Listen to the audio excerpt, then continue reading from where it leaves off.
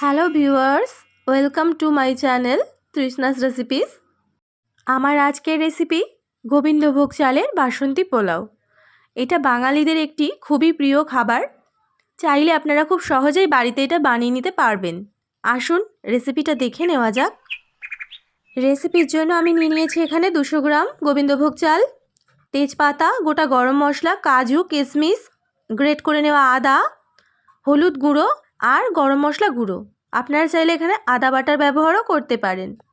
কোনো রকম স্কিপ না করে রেসিপিটা শেষ পর্যন্ত দেখার জন্য অনুরোধ রইল। এখানে আমি গোবিন্দভোগ চাল খুব ভালো করে ধুয়ে জল ঝরিয়ে একেবারে শুকনো করে নিয়েছি।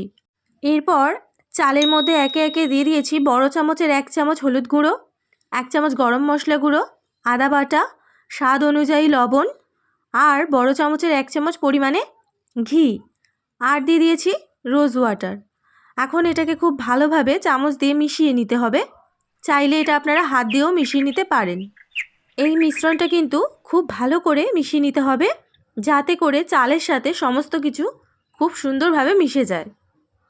এখন একটা প্যান গরম করে তার মধ্যে দিয়ে দিয়েছি বড় চামচের 1 চামচ পরিমাণ ঘি। ঘিটা গরম হয়ে এসেছে। এখন এর মধ্যে দিয়ে দেব কাজু আমি এখানে হালকা নাড়াচাড়া করে ভেজে নেব। খুব বেশি ভাজার কিন্তু এখানে দরকার নেই। এখন কাজুটা খুব ভালোভাবে ভাজা হয়ে এসেছে, এবারে আমি তুলে নিচ্ছি।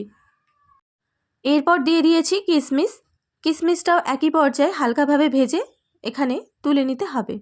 খুব বেশি কিন্তু কাজু কিশমিশ ভাজা যাবে না। আপনি যদি চ্যানেলে নতুন হয়ে থাকেন, চ্যানেলটাকে সাবস্ক্রাইব করে দেবেন, পাশে থাকা বেল আইকনটা প্রেস করে অল নোটিফিকেশন করে দেবেন, যাতে করে রেসিপিগুলো সবার আগে আপনার কাছে পৌঁছে যায়। আর আপনারা যারা চ্যানেলটাকে সাবস্ক্রাইব করে পাশে আছেন তাদেরকে জানাই অনেক অনেক ধন্যবাদ। কথায় কথায় আমি নিজেই কিশমিশটা একটু বেশি পরিমাণে ভেজে নিয়েছি, সেটা আপনারা দেখতেই পাচ্ছেন। এই ভুলটা আপনারা করবেন না, তাহলে কিশমিশটা কিন্তু একটু তিতকুটে লাগতে পারে। যাই হোক, এখানে আমি কাজু কিশমিশ ভেজে তুলে নিয়েছি, আর একে একে দিয়ে দিয়েছি এলাচ, দারচিনি আর লবঙ্গ, আর দিয়ে দিয়েছি 2টো তেজপাতা। এখন এটাকে খুব ভালো করে একটু ভেজে নিতে হবে। দারুণ একটা স্মেল বেরিয়েছে, আপনারা এটা বাড়িতে বানালেই বুঝতে পারবেন। এরপর দিয়ে দিয়েছি সব কিছু মশলা দিয়ে মাখিয়ে রাখা গোবিন্দভোগ চাল।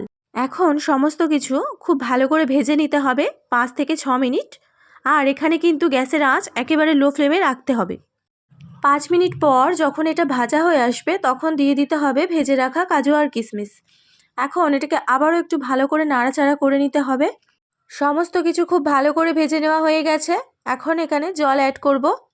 এখানে আমি 200 গ্রাম পরিমাণে চাল নিয়েছিলাম।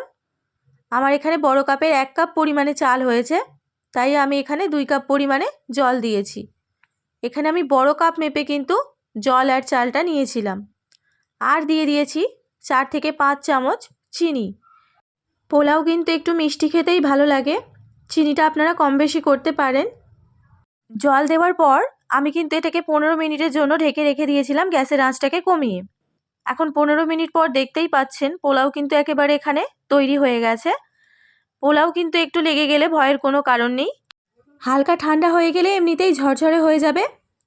এই পদ্ধতিতে আপনারা বাড়িতে পোলাও অবশ্যই একবার বানিয়ে দেখতে পারেন।